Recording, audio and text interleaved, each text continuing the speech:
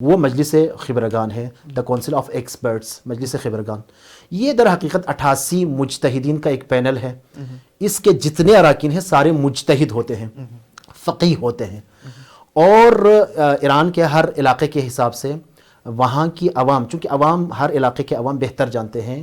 ان شخصیات کو، ان فقہا کو، ان علماء کو، لہٰذا الیکشنز کے تھرو وہ افراد منتخب ہو کر اس کونسل کے اندر، کونسل آف ایکسپرٹس کے اندر وہ افراد آ جاتے ہیں. اس کونسل کی جو ذمہ داریاں ہیں ان کے حوالے سے انشاءاللہ شاید ہم بعد میں گفتگو کر لیں. تو در حقیقت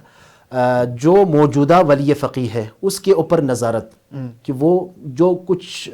ملک کے اندر تصرفات، جو کچھ ملک کے اندر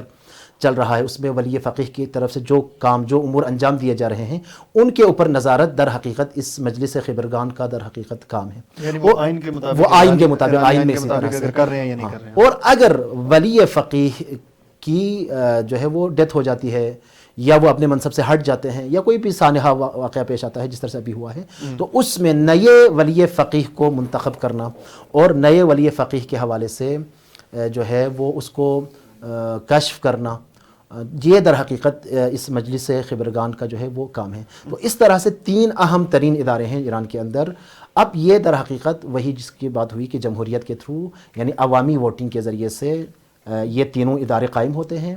اور اس کے بعد جب قانون سازی ہوتی ہے تو قانون سازی میں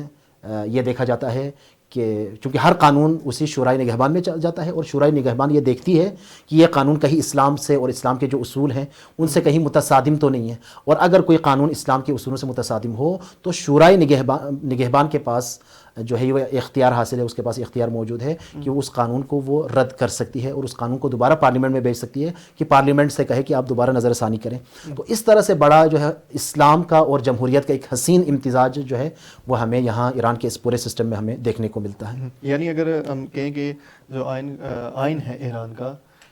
جو بھی اس کے اندر ترمیم کی گئی انقلاب کے بعد، یعنی وہ بیسیکلی اسلامی آئین ہے. جی ہاں، یعنی جیسے رہبر انقلاب اسلامی بھی اپنی زندگی میں فرمایا کرتے تھے کہ یہ جمہوری بھی ہے اور اسلامی بھی ہے. جی ہاں، یعنی بالکل اس کے اندر دونوں چیزیں پائی جاتی ہیں، اسلامی ڈیموکریسی جو ہے. اس میں صرف ایک نقطہ جو ہے وہ ایڈ کر لوں کہ یہ جو مجلس خبرگان ہے اس میں ایسا نہیں ہے کہ سارے صرف شیعہ ہوں، نہیں، جو اہل سنت علاقے ہیں وہاں سے خود اہل سنت کے جو بڑے علماء ہوتے ہیں، اہل سنت کے جو مفتیان کرام ہوتے ہیں، اہل سنت علماء عوام ان کو ووٹ دیتے ہیں، اور ان کی طرف سے اہل سنت علماء اس مجلس خبرگان کے اندر ان کی نمائندگی کرتے ہوئے اس وقت بھی جتنی میری معلومات ہیں کہ اس وقت اہل سنت کی طرف سے 2 نمائندے، 88 میں سے 2 نمائندے اہل سنت کی طرف سے اس مجلس کے اندر، اس کونسل کے اندر موجود ہیں.